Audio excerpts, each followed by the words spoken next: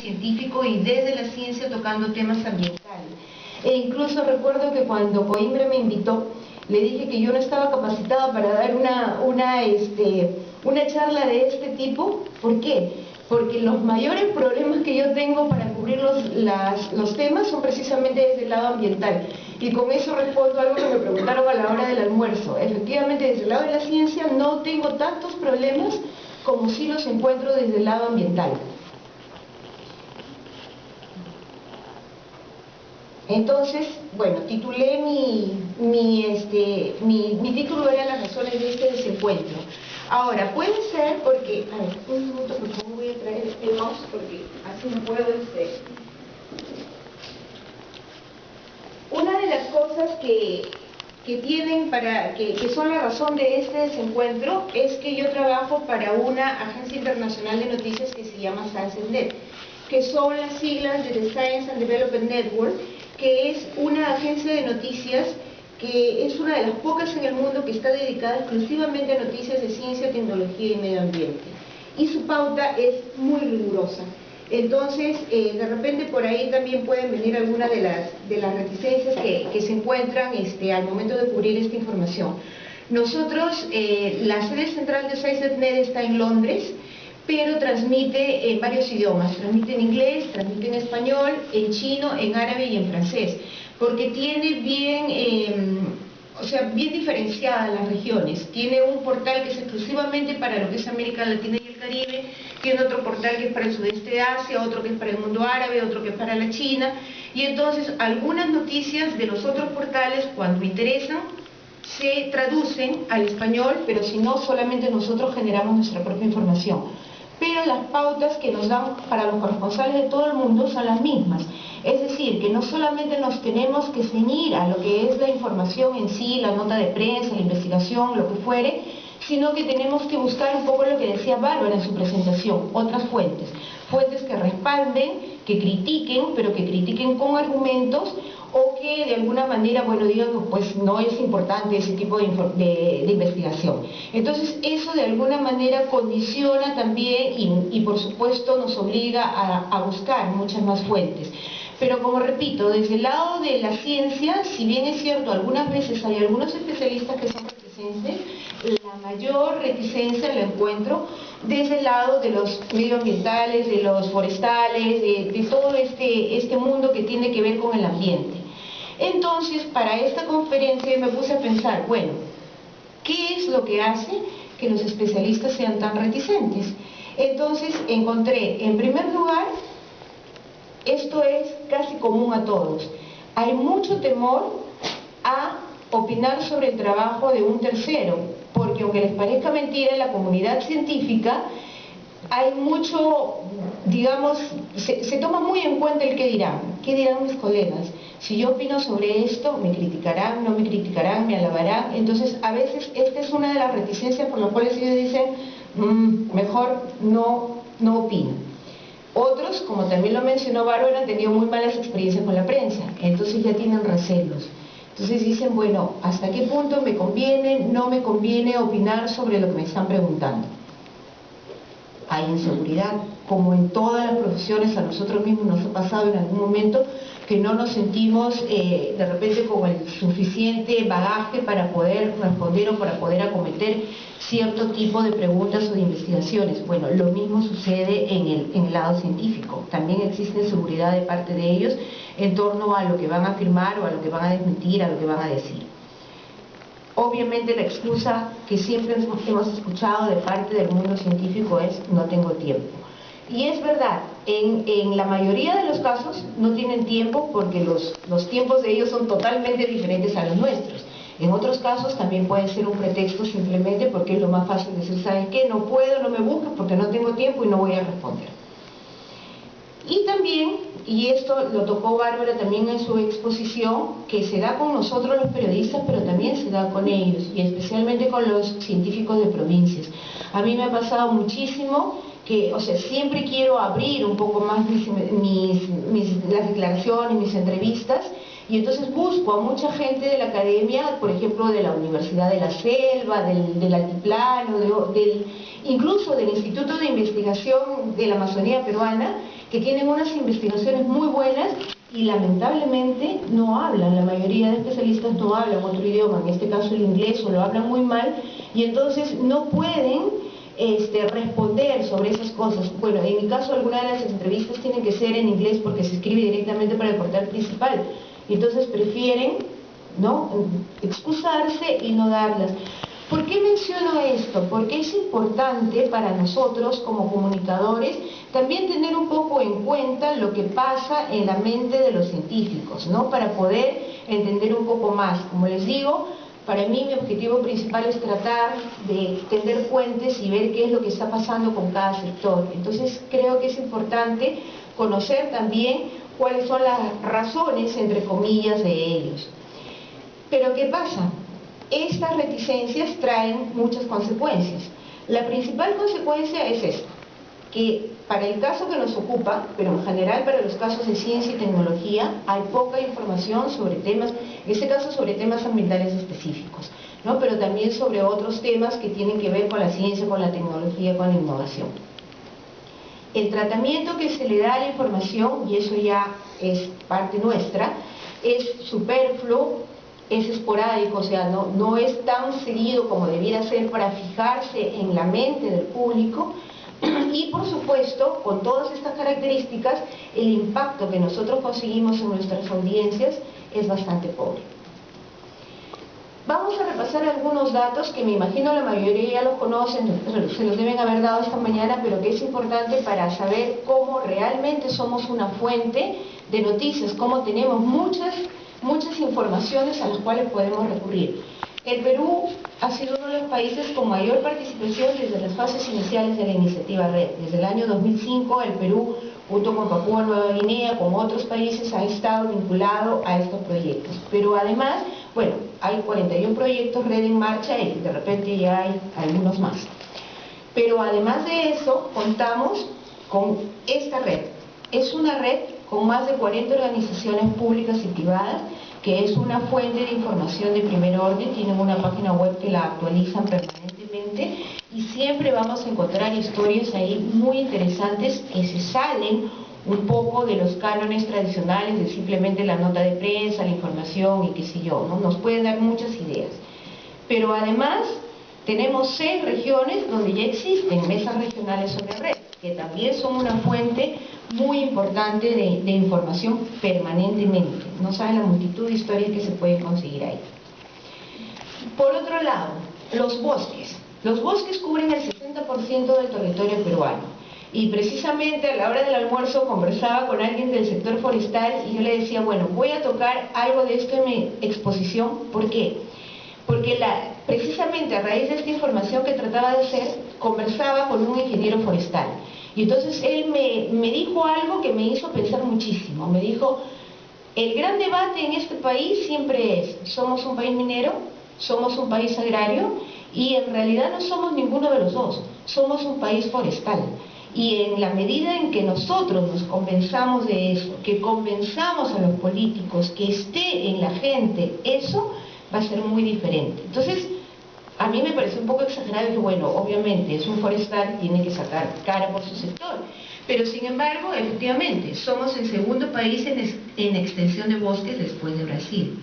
Sin embargo, el sector forestal solamente representa entre el 1 y el 4% de nuestro Producto Bruto Interno. Es verdad que el Perú no es un gran emisor de carbono a la atmósfera. Sin embargo, la deforestación amazónica es responsable de casi la mitad de esas emisiones. Pero el Perú, a través del Ministerio del Ambiente, a través de una serie de iniciativas y de políticas, desde 2008 está impulsando muchas acciones para explorar una economía baja en carbono y para mitigar los gases de efecto invernadero. Y eso, claro, de repente nos puede sonar a que, ¡ay, qué tema tan difícil, tan árido! Pero en la medida en que nosotros nos vinculemos, que tengamos en la mente estas cosas, podemos ir encontrando muchos ángulos, muchas historias que nos pueden ser útiles, que nos pueden permitir ir tocando estos temas, ¿no?, en el tiempo. De todo esto que hemos hablado, ¿cuánto conoce el público? El público, la verdad, creo que si hiciéramos una encuesta no conoce absolutamente nada. y cuánto conocen los periodistas. Los periodistas, bueno, los que estamos acá de alguna manera somos privilegiados porque tenemos ese bichito metido de tratar los temas medioambientales, sea porque nos gusta, porque nos nace hacerlo, sea porque esa es la pauta que nos han dado nuestros medios, pero en general, si hablamos con los colegas tampoco tienen una afición, un interés muy grande por eso, ni por los temas ambientales, mucho menos por los temas científicos y tecnológicos. Quería mostrarles este informe que se hizo entre el 2009 y noviembre del 2011, que es muy importante porque ilustra sobre lo que está pasando en el sector de los medios respecto a este tema. El CIFOR, como también lo mencionó Bárbara, que es una fuente muy importante porque el CIFOR es el Centro para la Investigación Forestal Internacional. Su sede está en Bogor, en Indonesia, pero pertenece a un grupo que se llama el Grupo Consultivo para la Investigación Agrícola Internacional, el CGIAR, que tiene centros en 16 países del mundo. Y de repente algunos de ustedes conocen, o sea, no conocen al CGIAR, pero sí conocen al Centro Internacional de la Papa, que tiene su sede acá en el Perú y que es uno de sus centros. Bueno, el CIFOR es uno de los centros hermanos del CIP. En este caso se dedica solamente a lo que es investigación agroforestal. Entonces ellos le encargaron a Libélula, que es una compañía de comunicaciones de ambiente y desarrollo, que investigara qué era lo que estaba pasando en relación a los temas ambientales, pero específicamente a la iniciativa RED. Entonces, bueno, ellos analizaron todos estos medios en el periodo que les di. ¿Qué encontraron? Solamente 43 artículos sobre RED exclusivamente. Como era un universo demasiado pobre, demasiado escaso, entonces decidieron ampliar su búsqueda con las palabras cambio climático y bosque. Entonces ahí hubo un aumento. Aumentaron a 213 palabras, a 213 artículos. Pero ¿eso qué significa? Menos de 2 noticias por semana divididos entre 12 diarios. Y una cosa muy importante, ¿cuántas de estas informaciones eran estrictamente ambientales? O sea, realmente eran noticias en profundidad. Esto fue lo que me dijo Daniela Freund, que es una de las coautoras del estudio, cuando yo la entrevisté para Science para escribir este artículo, ¿no? Y efectivamente, o sea, el tratamiento de estas informaciones es muy pobre. Entonces, estamos mal en cantidad y estamos mal también en calidad.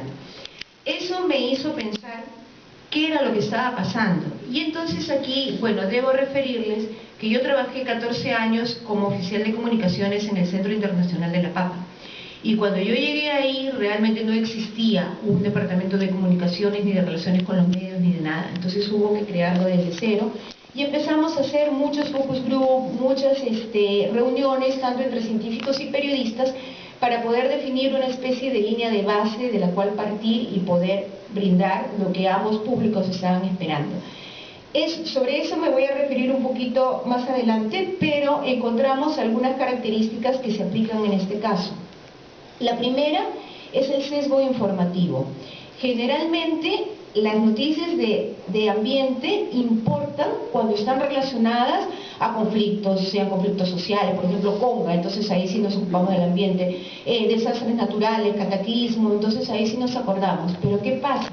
Como tenemos esa óptica, entonces las noticias caen en el sensacionalismo. No estamos yendo a profundizar en el análisis, sino que nos quedamos a veces en la epidermis, en la parte más negativa de estas informaciones. ¿Por qué? Porque hay poca investigación. O sea, nos referimos nuevamente a lo primero, el ambiente importa poco, importa en determinadas coyunturas. Entonces, como no investigamos, a veces da lugar a distorsiones. Y el ejemplo del cambio climático es típico, porque es muy común atribuirle al cambio climático todo lo malo que pasa. Y a veces no es el cambio climático, a veces es simplemente la variabilidad climática, ¿no? Entonces, pero no hacemos ese distingo y bueno, un poco más y el cambio climático es el fin del mundo. Las fuentes a las que recurrimos siempre son las mismas, o los políticos, o las ONGs ambientalistas, y en determinados momentos las agencias internacionales. Esto último no está mal, pero hay que tener en cuenta que las agencias internacionales van a cubrir lo que les interesa desde su punto de vista, que no necesariamente es el que nos interesa a nosotros como periodistas locales. Y bueno, y en el caso de los políticos y de las ONGs ambientalistas, siempre van a responder a sus propias agendas, y también a veces esas agendas no van a coincidir con lo que nosotros queremos. Y en este caso, por ejemplo, lo de los transgénicos viene a colación, ¿no? Porque cuando se dio el debate sobre los transgénicos, cuando estaba en discusión la ley, entonces se hablaba mucho de que los transgénicos son malos, era lo peor que podía haber. ¿Por qué? Porque las fuentes siempre eran las mismas, no se recurría a la ciencia, a la academia, que no digo que sean, pues, que tengan la panacea para todo, pero por lo menos tienen un margen de objetividad que nos puede ser útil para poder balancear la información. Finalmente, no se investiga en relación con otros temas, y en esto sí me parece importantísimo lo que ha dicho Bárbara, porque efectivamente los temas ambientales dan pie a una riqueza, a una variedad increíble de temas, sin que tengamos que mencionar necesariamente que está el tema ambiental ahí. Y por ejemplo, yo les había puesto acá lo de los derechos indígenas, porque el Perú, junto con la India, es uno de los países que tiene la mejor política en cuanto a derechos indígenas, a conocimientos ancestrales. En el INDECOPI existe, por ejemplo, este registro de conocimientos ancestrales, que realmente los invito a que lo vean porque es una sorpresa. Van a encontrar ahí muchísimas cosas, muchísimos conocimientos que han sido recogidos por los propios funcionarios del INDECOPI, que se han internado en las comunidades campesinas, nativas, indígenas de la selva, de los Andes, para recoger ese gran acervo cultural que tienen nuestros pueblos, y cómo de alguna manera esto se vincula con el ambiente, con la biodiversidad, con los beneficios, con los cobeneficios, con la equidad. Entonces, por ejemplo, derechos indígenas es una cosa que debemos tenerla presente porque nos da para muchísima cobertura informativa. Igual sucede con otros temas, el impacto en la reducción de la pobreza. ¿Qué pasa con los temas ambientales y su relación con la reducción de la pobreza? Ahí van a encontrar muchísimas historias de color local, muchas historias donde la comunidad es la protagonista y que puede ayudar muchísimo sin tener que hablar de temas muy áridos, muy pesados, porque pueden ilustrar mucho mejor a los lectores de qué se trata todo esto. El género. Las mujeres tienen muchísimo que decir, hay unas historias bellísimas de las mujeres que podemos también recogerlas, ¿no? Darles voz a ellas, que siempre son o son victimizadas o son marginadas, y sin embargo tienen muchas historias muy lindas que contarnos. Bueno, la importancia de la biodiversidad ya lo sabemos, no podemos quedarnos solamente en que qué bonito, somos un país megadiverso, tenemos un montón de peces, tenemos un montón de cosas, sino cómo sirve eso, en qué nos ayuda eso, cómo se puede vincular con los temas de desarrollo. Y por supuesto los temas de equidad y cobeneficios, que también hay una amplia gama. Por ejemplo, las discusiones en bloque entre los países en desarrollo con los países desarrollados para hacer preservar sus intereses, los intereses que son nuestros, que son de todos los países que están pugnando por ser desarrollados, ¿no? Y cómo se oponen los intereses. Ahí hay una serie de historias que, bien desarrolladas, también nos pueden dar una gran riqueza. Pero el que no haya esta cobertura, el que tengamos todos estos problemas, ¿es culpa de los periodistas? No, no es culpa nuestra, pero no es culpa nuestra completamente. Sí tenemos una parte de culpa. El problema principal, como les dije al comienzo, es la gran brecha que existe entre los especialistas, donde están todos los científicos, están todos, y los periodistas, ¿no? Cómo tender puentes para que esta brecha no sea tan grande como es ahora. Entonces tenemos, aquí vuelvo a lo que les decía hace un momento, cuando empezamos a hacer la línea de base en el Centro Internacional de la Papa, hicimos muchos focus group con los científicos, porque la ventaja es que este es un centro que trabaja en 84 países y normalmente hay científicos de unos 35 o 40 países acá en el Perú, que vienen con diferentes percepciones, con diferentes experiencias de su trabajo con la prensa, pero que sin embargo, al entrar en contacto con nosotros, con nuestra realidad local, se dieron con algunas sorpresas y nos interesaba saber qué era lo que pensaban del periodismo peruano. Entonces, lo primero que salió a la luz fue esto. Tienen conocimientos muy escasos, muy inexistentes, no se preparan debidamente, se pierde mucho tiempo explicándoles las cosas. Y lamentablemente esto es cierto, porque a mí me pasaba que había colegas que llegaban para hacer la entrevista y me preguntaban, ya en el momento de la entrevista, ¿y qué es el CID? ¿Es una ONG? ¿Es un organismo internacional? Y por ahí nos faltó uno que me dijo, ah, qué tal sorpresa. Yo pensé que el CID era un kiosquito dentro de la Universidad Agraria que vendía papas. Entonces, me parece increíble que lo mínimo, si vamos a cubrir una fuente que no conocemos, sea prepararnos, leer un poco. Ahora hay tantas herramientas en internet, tantas cosas que ya no es un obstáculo prepararnos un poquito para lo que vamos a hacer, ¿no? Incluso para que salga mucho mejor la información. Lo otro es que los medios, especialmente la televisión, tienden a banalizar demasiado la información. O sea, tienden de repente cogidos porque, bueno, todo tiene que ser muy visual, muy alegre, pero empiezan a hacer un espectáculo y a veces no se puede hacer un espectáculo de todo. Es verdad que tenemos que hacer amenas las noticias para que la gente las entienda, pero no por eso vamos a banalizar completamente todo lo que presentamos.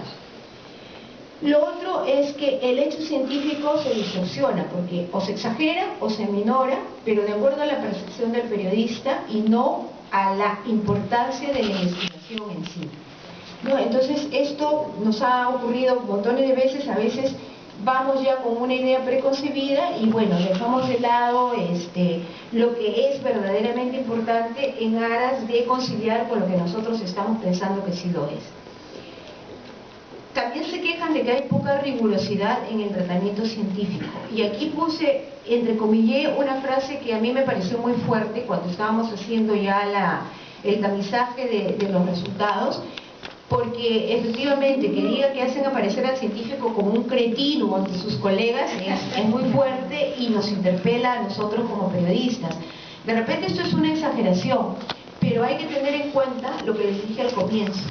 El científico tiene mucho temor al que dirán sus colegas. Entonces, cuando él hace una declaración, espera que nosotros se la tomemos textualmente tal cual, lo cual, por cierto, no es posible, ¿no? Pero entonces tratemos de que sea lo más parecido a lo que él nos ha querido decir, porque obviamente no vamos a poder poner la cosa exactamente igual, pero tampoco como para hacerlo quedar mal, porque finalmente nos hacemos un daño, nos cerramos esa fuente, ¿no? Y después también decían que existe la tendencia a simplificar las informaciones científicas. Bueno, eso puede ser cierto porque ahí tenemos otros problemas de espacio, de línea editorial, una serie de cosas que nos condicionan para eso, pero en la medida de lo posible hay que tratar de darle a las noticias de este corte el espacio que deben tener de acuerdo a su relevancia. Después hicimos lo contrario. ¿Cuál era la percepción de los periodistas sobre los científicos? Entonces aquí, bueno, no aparecieron muchas sorpresas, porque por ejemplo lo primero que nos decían era esto, y yo creo que todos los que estamos en esta sala en algún momento hemos pensado alguna de esas cosas cuando hemos tenido que entrevistar a alguien sobre estos temas, ¿no? Porque a veces es realmente bien difícil entenderlos. También nos decían que no son una fuente noticiosa, salvo cuando hay un descubrimiento, y a veces ni así. ¿Y eso por qué? Porque a veces lo explican tan mal que realmente para el periodista que no está empapado de esos temas, pues simplemente no vale la pena. Y aquí recuerdo mucho, por ejemplo, una conferencia de prensa hará unos 2 años que dio un genetista muy famoso acá en el Perú, el doctor Grothman, porque él había descubierto que el maíz podía haberse originado en el Perú, porque ustedes saben que la cuna del maíz siempre la reclama México. Entonces él había descubierto unos teosontes que son los ancestros del maíz, que tenían como 5.000, 6.000 años de antigüedad en unas tumbas preincaicas. Y bueno, efectivamente eso, desde el punto de vista científico, era toda una revolución, porque era como arrebatarle a México, o como que si alguien pretendiera arrebatarnos a nosotros la cuna de la papa, por ejemplo, ¿no? Entonces él dio una conferencia, fue muchísimos periodistas, pero la verdad es que lo explicó tan mal y tan aburrido que yo busqué al día siguiente y nadie había publicado una línea. Finalmente lo único que publicó algo fue Agronoticias, pero bueno, en Agronoticias se entiende porque es una revista que está vinculada al agro y tenía un interés específico en eso, ¿no? Entonces, no está, o sea, esto que decimos los periodistas en general sobre los científicos no deja de ser cierto. Es verdad, son demasiado rigurosos y nunca, muy pocas veces están contentos con lo que se dice, porque obviamente para ellos una investigación a veces pues les consume 10 años de su vida, ¿no? Y quieren que también el periodista lo tome con la misma significancia, y a veces eso no es posible. La investigación puede ser muy importante, la entrevista muy rica, pero al final va a salir pues un pedacito y lamentablemente tenemos que rescatar lo que es lo mejor de lo que nos ha dado, ¿no? Entonces ellos a veces se hacen demasiadas expectativas en torno a lo que nosotros podemos hacer. También nos decían, y esto, felizmente esto va cambiando un poco, ya con el transcurso del tiempo, con las redes sociales, con los blogs, con todas las herramientas que existen, ya como que ellos se han dado cuenta que no pueden seguir en su torre de cristal, que si permanecen en los laboratorios, bueno, la gente jamás se va a enterar de lo que hacen y pues ahí ellos mismos van a terminar perdiendo, de repente el apoyo de los donantes, que es una cosa que a ellos les interesa muchísimo, ¿no? Entonces, las diferencias entre los científicos y los periodistas: por un lado los científicos esperan rigor, precisión, lentitud, y por el otro los periodistas esperamos todo lo contrario. Esto parecería que es un poco antagónico, contradictorio. Sin embargo, si lo vemos, no es así, porque el rigor no tiene que ser antagónico con la primicia. Podemos obtener una primicia y tratar de ser lo más riguroso, lo más certero posible en comunicar esa información que nos están dando. La precisión también tiene que ver con la sencillez, porque el hecho de que tengamos que traducir esa información para nuestro público, lo hacemos con palabras sencillas, pero tenemos que ceñirnos a lo que es el hecho objetivo que estamos tratando. Y finalmente, la lentitud con la rapidez tampoco es antagónico, porque la lentitud puede venir, es el tiempo del científico, no es nuestro tiempo es la rapidez. Una vez que nosotros tenemos la información, pues tenemos que empezar a transmitirla de acuerdo a nuestra propia dinámica. Las causas del desencuentro entre estos dos mundos, ¿cuáles son? Por un lado, los organismos que se dedican a la investigación científica, medioambiental, al tratamiento de todos estos temas, no tienen una estrategia para difundir el resultado de sus investigaciones. Entonces, si no tienen una estrategia, les resulta muy difícil que cuando nosotros vamos a preguntarles algo, nos puedan atender rápidamente y con las cosas que nosotros necesitamos. Además, las oficinas de comunicación de esas entidades, donde las hay, porque no todas las tienen, son entes burocráticos. Y en lugar de facilitar el trabajo con la prensa, a veces lo dificultan. Entonces yo a veces les aconsejo mucho a los alumnos, a la gente con la que converso, les digo, bueno, sáltense esa instancia y vayan directamente al científico, porque si no van a perder demasiado tiempo.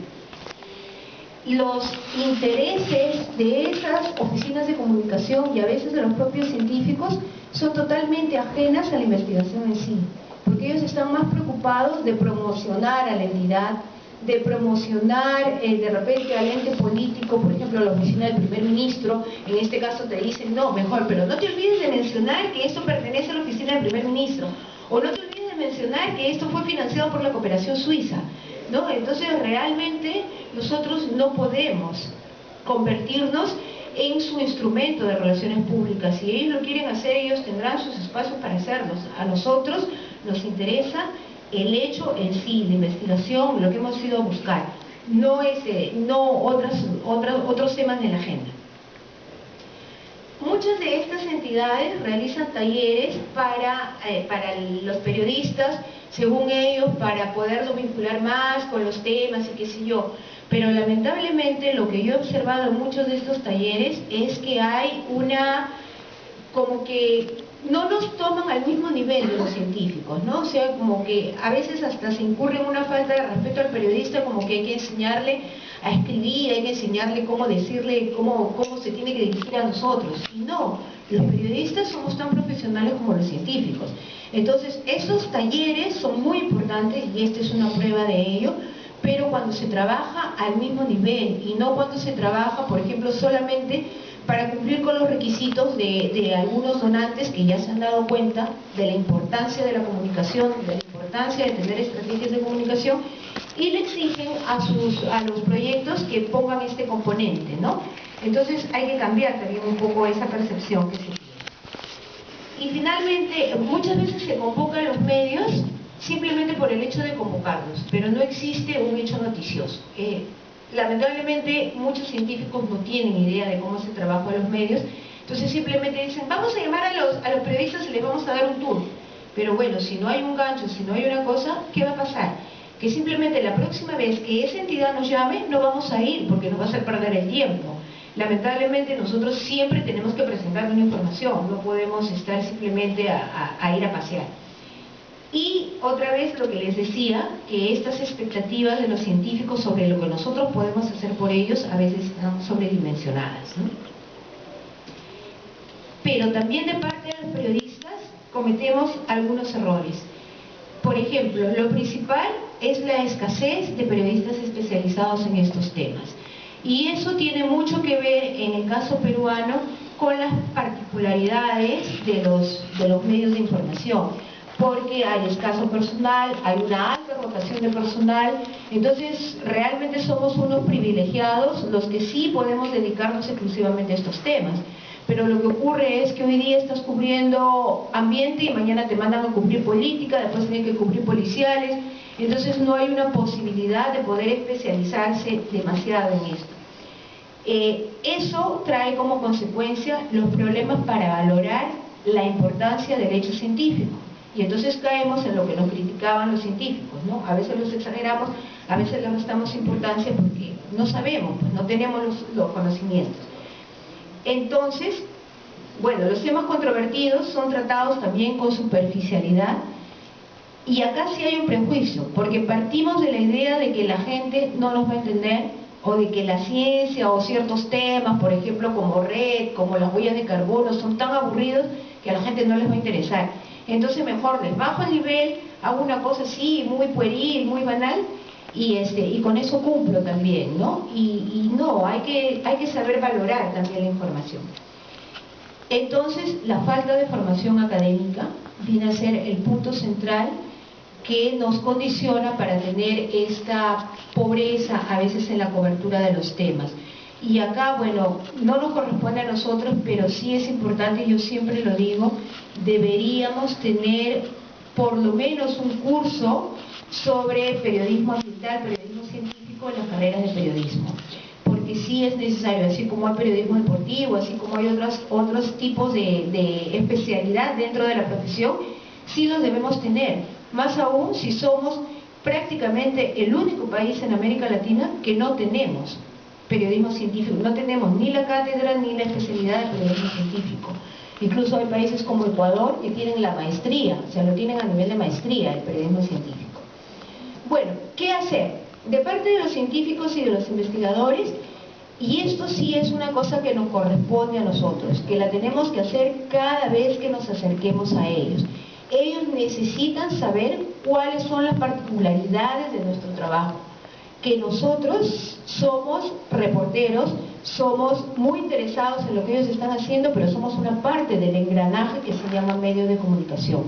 Que nosotros también estamos sometidos a una serie de condicionamientos desde el espacio, nuestro propio conocimiento superficial, porque no podemos conocer todos los temas, la línea editorial, que a veces entra en conflicto con lo que se está coberturando, y nuestro propio editor, que a veces no entiende las cosas que le llevamos y nos dice, pero esto para qué sirve, no me sirve para nada, simplemente no lo publican. Tienen que entender, y también se lo tenemos que decir, que es importante que comuniquen sus hallazgos, pero que lo sepan comunicar, ¿no? Que no se encierren en su torre de cristal. Tienen que hacerle entender a la gente que su trabajo es importante para generar un cambio en la vida de las personas.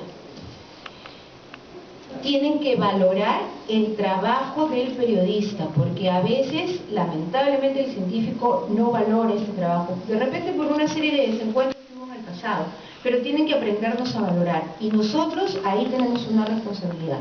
Ambos somos profesionales, cada uno en su especialidad, pero los dos somos profesionales y por lo tanto tenemos que tratarnos como tal, de igual a igual. Deben entender, esto es muy importante, que a veces lo damos por sentado, pero no es así. A veces el científico no entiende ¿Cuál es el trabajo del periodista? El científico, sobre todo cuando se tratan temas controvertidos, piensa que estamos ahí para cuestionarlo, para interpelarlo, para criticarlo. Bueno, hay que explicarle que simplemente estamos cumpliendo nuestro trabajo. Que si lo criticamos, que si hacemos preguntas difíciles, no es porque tengamos una cuestión personal contra él. Eso es parte de nuestro trabajo. Tenemos que hacerlo. Y tiene que aprender a tratarnos en un marco de mutuo respeto. Ambos somos importantes. De parte de los periodistas, tenemos que reconocer nuestras limitaciones. Tenemos que saber que no podemos conocer todos los temas, por muy especialistas que seamos en la materia. Entonces, cuando ellos nos hablen en difícil, cuando nos toquen un tema que nosotros no conocemos, bueno, pues se lo tenemos que decir. ¿Sabe qué? No entiendo. Vuélvamelo a explicar. O baje un poquito el nivel. O hacerle algunas preguntas que lo obliguen a tocar el mismo tema, pero de otra manera que nos sea comprensible. Porque si nosotros lo comprendemos, vamos a poder transmitirlo. Si nosotros no lo comprendemos, no vamos a poder transmitirlo. Entonces, señalar con claridad desde el principio qué es lo que estamos esperando de esta entrevista. Y esto es particularmente importante cuando se tratan temas controvertidos. Y vuelvo nuevamente al caso de los transgénicos. Como en esa época hubo mucho debate en torno a eso, muchos científicos estaban ya a la defensiva, ¿no? Pero usted ha venido a preguntarme a favor o en contra. No, o sea, no he venido, yo no voy a tomar partido, un poco lo que decía Bárbara, ¿no? La ética, yo no estoy tomando partido, yo simplemente estoy recogiendo informaciones de ambos lados y voy a tratar de balancearlas debidamente al momento de presentar mi información. Yo tenía acá un ejemplo típico que lo podemos ver en otro momento o conversar con quien les interesa sobre la nanotecnología, que siempre lo tomo como ejemplo porque fue una cosa así increíble, la manera como hablaba el científico de la nanotecnología y que era imposible poder transmitir nada de lo que él estaba diciendo. Obviamente la capacitación es fundamental. Ya hemos visto hace un momento que no tenemos lamentablemente la especialidad de periodismo científico, de periodismo ambiental. Pero esa es nuestra realidad, con eso tenemos que lidiar. Entonces, por lo menos capacitémonos nosotros. Cuando tengamos que cubrir estos temas, o si tenemos un interés particular en ciertos temas, empecemos a buscar en internet, a preguntar a otros científicos, incluso a otros colegas con experiencia, a vincularnos en redes, y por eso es tan importante lo que dice Bárbara, de tener estas redes de vinculación que nos pueden ayudar unos a otros. O sea, en estos momentos, con tal caudal de informaciones que nos proporciona Internet, no es un pretexto decir sí, pues, pero a mí no me capacitaron, yo no soy especialista. Por lo menos, antes de ir a una entrevista, preparémonos un poquito. Hay que investigar, porque uno de los defectos que yo veo, de repente por el apuro, la presión del tiempo, la falta de personal en los medios, es que las notas de prensa a veces se publican tal cual, no les cambian ni una coma. Y bueno, qué bueno, o sea, en mi caso cuando yo estaba en el CIP me alegraba muchísimo, decía, ah, qué bueno, no me han cambiado nada. Pero esa no debe ser la función del periodista. El periodista siempre tiene que cuestionarse las cosas, porque además, cuando nos mandan una nota de prensa, esa nota de prensa de alguna manera está obedeciendo a los intereses de la persona o de la institución que la manda. Entonces, no nos convirtamos en caja de resonancia de agendas externas. Tenemos que investigar, así como se investiga en política, en policiales, en otros campos, también tenemos que investigar en estos temas. Yo creo, bueno, esto realmente, como digo, siempre lo digo, creo que sí se debe incluir un curso de periodismo científico, de periodismo ambiental en nuestras universidades. Algo tenemos que hacer en torno a eso para no tener estas carencias. Y finalmente, también quiero terminar con algo muy parecido a lo que terminó Bárbara. Queremos centros de prensa sobre la ciencia en América Latina. Ella les está proponiendo una red que es algo mucho más factible, mucho más cercano. ¿Qué son los centros de prensa para América Latina? Recientemente, del 24 al 28 de junio, se realizó en Helsinki la Conferencia Mundial de Periodismo Científico, a la que asistieron más de 140 países. Lamentablemente el Perú no estuvo representado, porque no tenemos periodismo científico. A mí me habían invitado, bueno, por ser corresponsal de SAIS, lamentablemente por un tema de salud no pude asistir, pero me mantengo siempre muy al tanto de los temas que se discuten en esta federación. Y uno de los temas principales que se discutió en esta conferencia fue precisamente esto: si convenía o no crear estos centros de prensa en América Latina. ¿Qué son? Son una especie de agencias de prensa, pero que funcionan exclusivamente para facilitar el nexo entre los periodistas, el público y los científicos. Entonces, ayudan tanto a los científicos como a los periodistas a vincularse sobre una infinidad de temas. Y incluso cuando tienen un tema difícil, vamos a decir, no sé, pues, la conferencia de Dubái, ¿no? Sobre todo lo que se discutió en la conferencia de Dubái. Uy, qué difícil porque no entiendo. Ok, acudo a este centro y te digo, ¿a quién podría entrevistar sobre estos 3 puntos específicos que me interesan? Entonces ellos nos ponen en contacto. Obviamente los científicos que están inscritos en estos centros ya saben que los periodistas los van a buscar, son muy asequibles a la prensa, o también me ayudan con materiales. Esto nació en el año 2002 por una idea del Reino Unido. El primer centro fue el Science Media Center del Reino Unido. Luego se han creado otros centros, se creó el de Canadá, se creó el de Nueva Zelanda y se creó también el de Japón. Japón es el único que tiene una parte, no todo, pero sí una parte en español. Obviamente obedece a los intereses, a la agenda de ellos, pero de alguna manera nos puede dar ideas sobre algunos temas y si queremos nos pueden vincular también con los científicos, con los actores. Entonces hay otros países que ya están pensando en crearlo, Estados Unidos, Dinamarca, China. Y lo que se discutía en este congreso era la pertinencia de tenerlos en América Latina o no. ¿Por qué? Porque los países desarrollados planteaban que no era conveniente, porque de alguna manera iba a pasar lo que ya hemos visto. Nos convertimos nuevamente en los seguidores de agendas externas. Sin embargo, los delegados de América Latina se pusieron firmes y dijeron que sí nos conviene. ¿Por qué? Porque en un continente como el nuestro, donde la vinculación con estos temas es tan escasa, el acceso a las fuentes es prácticamente inexistente. Cuando queremos, por ejemplo, buscar a los formuladores, a los generadores de política, simplemente se niegan, no conocen el tema, se desvían. Cuando no hay estos repositorios de investigaciones peer review, a los cuales nosotros podamos acudir, tener un centro de este tipo podría ser muy importante, podría ser muy útil para nuestro trabajo. Pero el debate no está terminado, el debate está ahí, yo se los planteo a ustedes porque creo que de alguna manera sería importante también ir pensando en esas dos cosas, ¿no? Vincularnos a través de redes y también tener estos centros de ayuda con gente que ya tiene mucha experiencia en estos campos. Y bueno, y qué bonito sería que de repente nosotros desde el Perú pudiéramos plantear este tipo de centro y convertirnos pues en los pioneros de la región. Y por último, bueno, acá les he puesto algunos links que los pueden anotar porque les pueden ser útiles para sus presentaciones. Sí, o sea, ya terminé.